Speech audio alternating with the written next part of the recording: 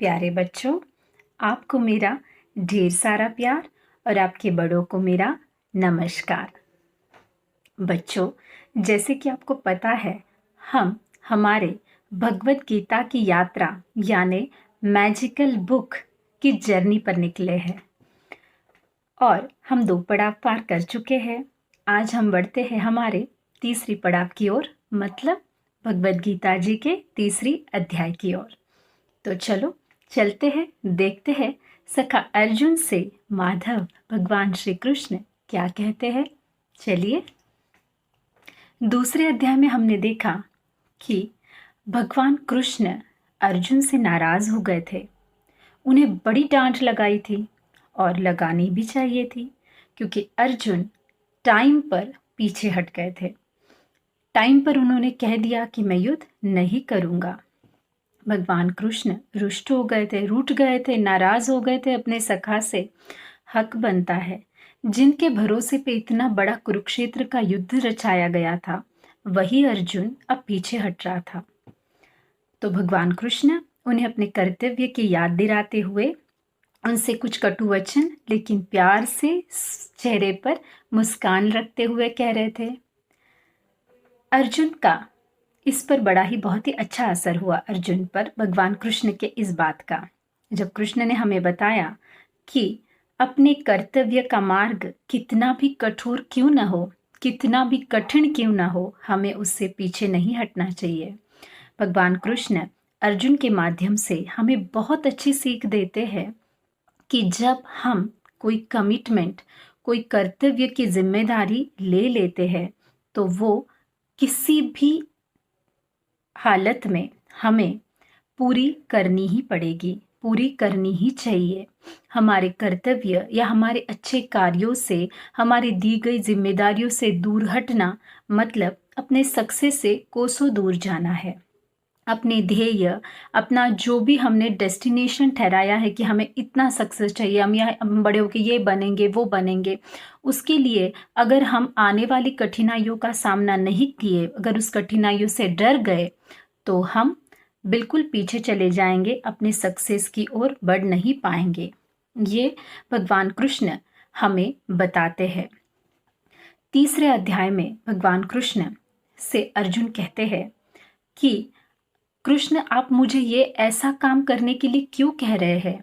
मतलब आप मुझे क्यों ऐसे कह रहे हैं कि मैं इन सब से युद्ध करूं? ये तो मेरे बड़े हैं, ये मेरे मेरे परिजन है, प्रियजन है, ये मेरे नज़दीक वाले हैं, ये मेरे आदरणीय है। आप मुझे इनसे युद्ध करने के लिए क्यों कह रहे हैं?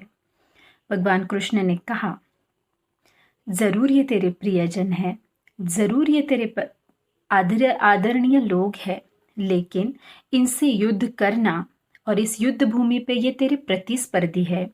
इनसे तू युद्ध करना मतलब ये तेरा कार्य है, ये तेरा कर्तव्य है, ये तेरा कर्म है। क्योंकि भगवान कृष्ण अर्जुन से ये बात कहते हैं कि जब हमारा हित, मतलब जब हमारी कोई चीज, जो हित, जिस कार्य से कुछ बड़ा हासिल होने वाला है या कुछ बड़ा हमें मिलने वाला है, किसी बहुत ज्यादा लोगों का ये फायदा होने वाला है, तो वो कर्तव्य श्रेष्ठ होता है। हमारी छोटी जिम्मेदारी और हमारी बड़ी जिम्मेदारी, अर्जुन की छोटी जिम्मेदारी कौन सी थी? अर्जुन की छोटी जिम्मेदारी थी कि प्रियजन, प्यारे, जो उनके गुरु थे, जो उनके बड़े पापा थे, जो भी उनके बड़े भाई थे या उनके प्रियजन थे, उनका परिवार।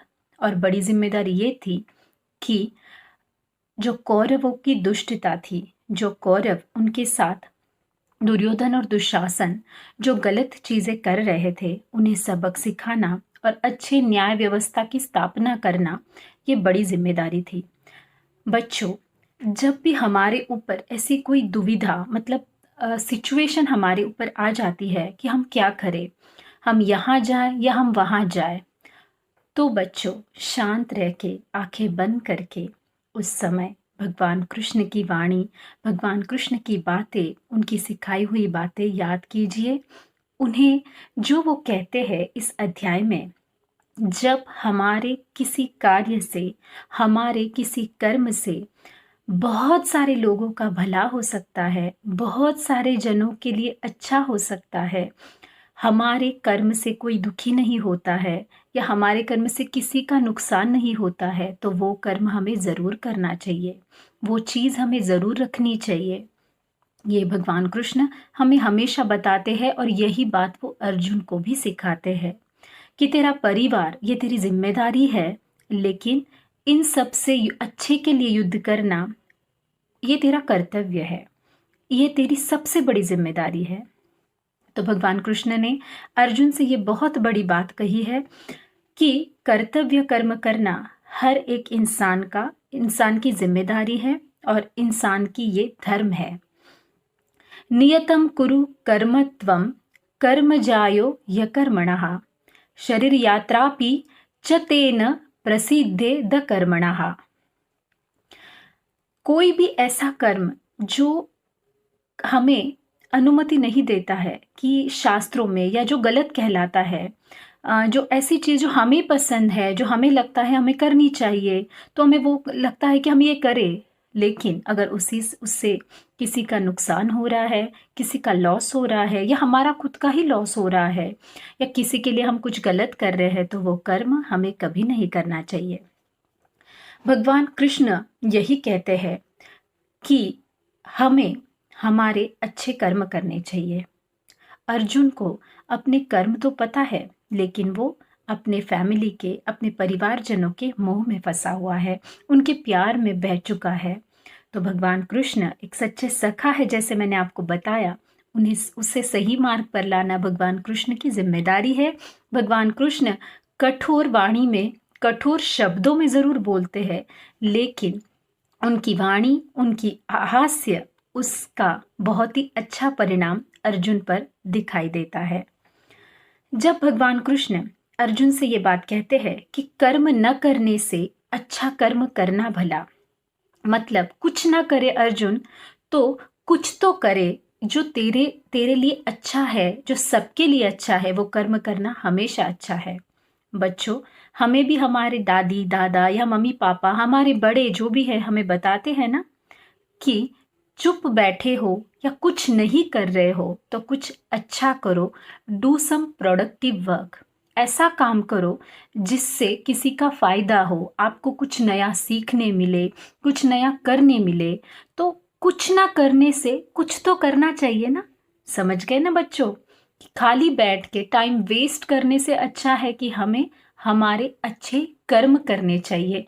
हमें अपने आप को हमेशा अच्छी चीज़ों से निखारते, यानी डेकोरेट करते रहना चाहिए, अच्छी चीज़ें सीखते रहना चाहिए, क्योंकि पूरी लाइफ हमारी एक स्टूडेंट की तरह होती है। स्टूडेंट जिस तरह सीखते रहते हैं, वैसे हमें हमेशा हर चीज़ सीखनी चाहिए। अपना वक्त, मतलब अपना समय, अपना टाइम कभी वेस्ट नहीं करना चाहिए। हर टाइम का सदुपयोग, वक्त का सदुपयोग हमें करना चाहिए। तो कर्म करना कुछ न करने से बहुत श्रेष्ठ माना गया है। भगवान कृष्ण यही बताते हैं। मतलब अच्छे कर्म करते रहना ये हमारी सबसे पहली जिम्मेदारी है।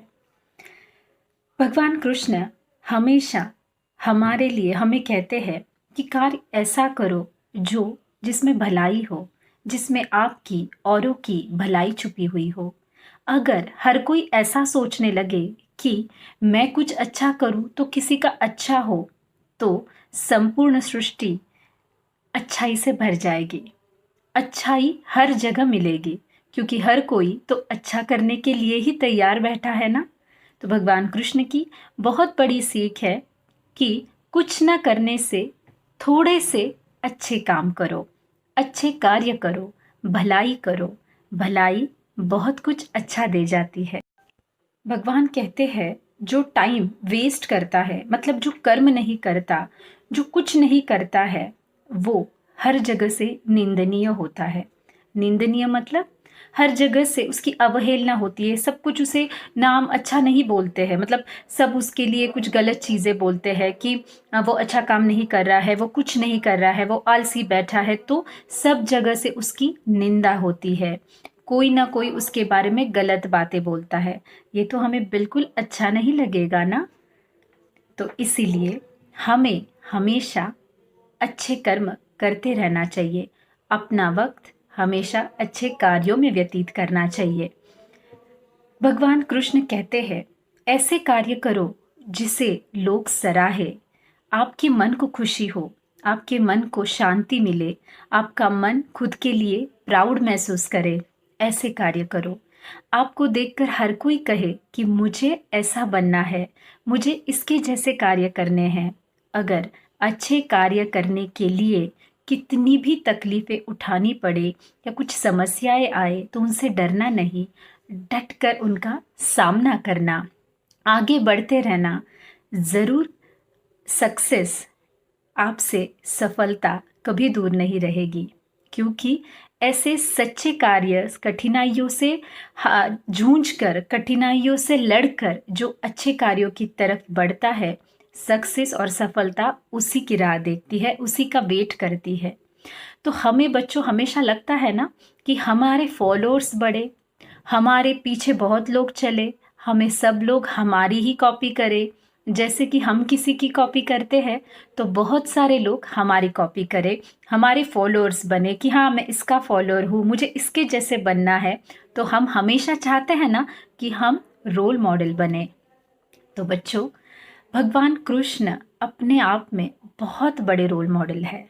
वो जो कहते हैं अगर आप वो करोगे तो आप भी अपने लिए, लोगों के लिए एक बहुत बड़े रोल मॉडल बन जाओगे। भगवान कृष्ण का हर कार्य हमें अनुकरणीय है, हमें कॉपी करने जैसा है। हम उनके सबसे बड़े फॉलोअर हैं और हमें बनना भी चाहिए। भगवान कृष्ण की हर शब्द में, हर एक बात में हमें कुछ ना कुछ सीख है, हमें कुछ ना कुछ ज़रूर मार्गदर्शन है, क्योंकि भगवान कृष्ण तो नारायण का स्वरूप है। और आपको पता है ना, नारायण, भगवान नारायण से ही ये संपूर्ण सृष्टि व्याप्त है, संपूर्ण सृष्टि में नारायण का ही वास है। तो भगवान कृष्ण हमारे लिए एक बहुत बड़े रोल मॉडल है। ऐसे रोल मॉडल जिसे हर टाइप का, हर फैशन का, हर तरह का इंसान फॉलो करना चाहता है। हर एक को लगता है कि मैं कृष्ण जैसा बनूं। उनकी बाल्यावस्था में उनका माखन चुराना, अपने दोस्तों के साथ खेलना, वो भी सबको लगता था कि मैं भी ऐसा बनूं। हर एक को, जब वो आगे चल के गैया चराते थे, जब उन्होंने कंस को मारा, काफी सारे दुष्टों का संहार किया, जो हमने देखा है जय श्री कृष्ण या महाभारत जैसी सीरियलों में कृष्ण का चरित्र अगर हमने सुना है अपने दादा दादी जी से, तो आपको पता होगा कि हर एक चीज हमें हीरो की तरह लगती है ना। हमें भी लगता है कि हमें कोई कृष्ण कहे। तो ये कब होता है बच्चों? जब हम कुछ अच्छा काम करते हैं, अच्छे कर्म करते हैं, बिना किसी रुकावट से डरे या बिना किसी तकलीफ से हार कर अगर हम हमारे कार्यों को करते रहे, तो हम हमेशा दूसरों के लिए अनुकरणीय बन जाते हैं। मतलब लोग हमें फॉलो करना, कॉपी करना शुरू कर देते हैं।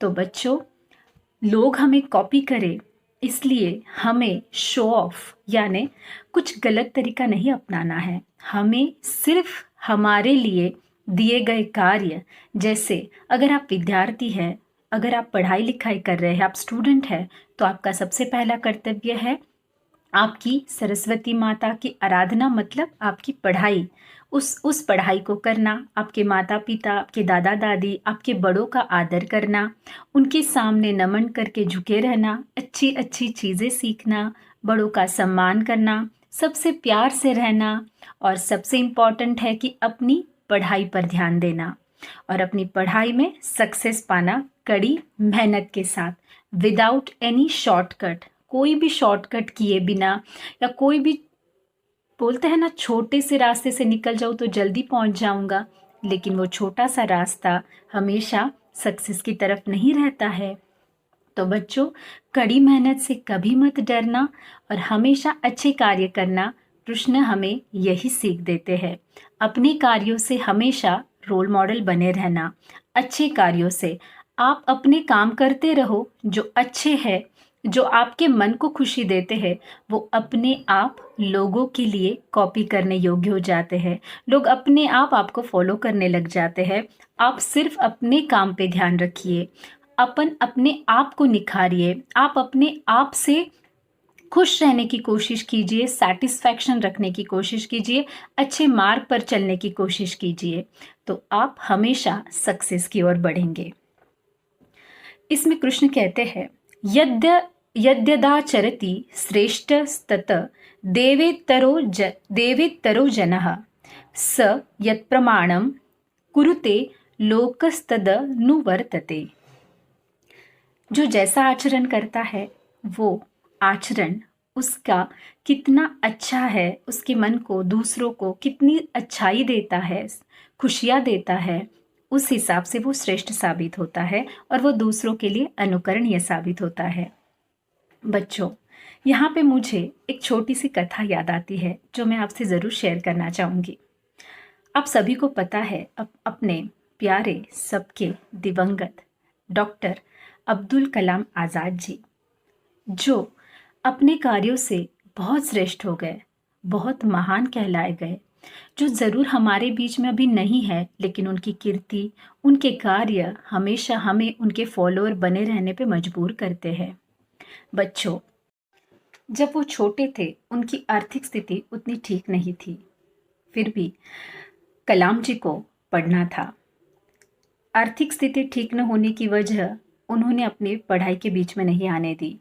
उन्होंने पेपर बांटने का काम शुरू किया और पेपर बांटकर वो अपनी पढ़ाई जारी रखे। एक ट्यूशन टीचर जो मुफ्त में पढ़ाते थे, कलाम जी उनके पास जाके पढ़ने लगे। लेकिन उन ट्यूशन टीचर की एक शर्त थी, मुफ्त में ज़रूर पढ़ाएंगे, लेकिन जो विद्यार्थी सुबह 4 बजे उठकर नहाकर पढ़ने आएगा उन्हें वो पढ़ाएंगे। कलाम जी के लिए पढ़ना बहुत ज़्यादा ज़रूरी था और इसीलिए वो उस ट्यूशन टीचर में ज्वाइन हो गए और वो ट्यूशन लेने लगे।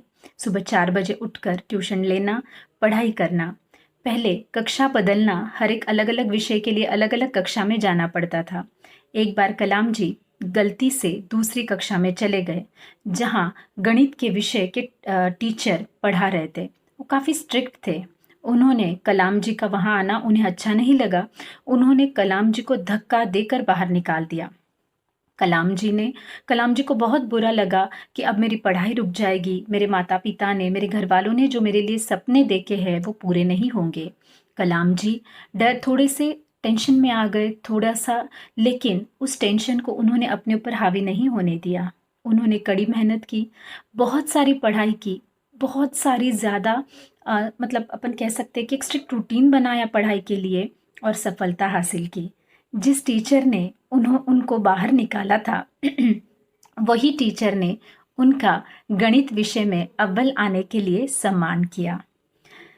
तो बच्चों, कलाम जी हमें एक बहुत बड़ी सीख देते हैं कि मार्ग कितना भी कठिन हो, गंतव्य की तरफ पहुंचना ये हमारी सबसे बड़ी जिम्मेदारी है। तो बच्चों, अगर कलाम जी वहाँ डर जाते थे या वो मेहनत नहीं करते थे, तो क्या आपको लगता है हमें इतने अच्छे राष्ट्रपति मिल पाते थे? नहीं ना। कलाम जी का जीवन बहुत ही ज़्यादा सादा था, लेकिन उनकी कड़ी मेहनत से प्रचुरता पूर्ण और उपलब्धियों से भरा हुआ हो गया। लेकिन कलाम जी हमेशा ज़मीन से जुड़े हुए रहे। इतने बड़े दिवंगत आत्मा को आज हम फॉलोअर करके हम उन्हें फॉलो करते हैं, हम फॉलोअर करके बने रहना चाहते हैं।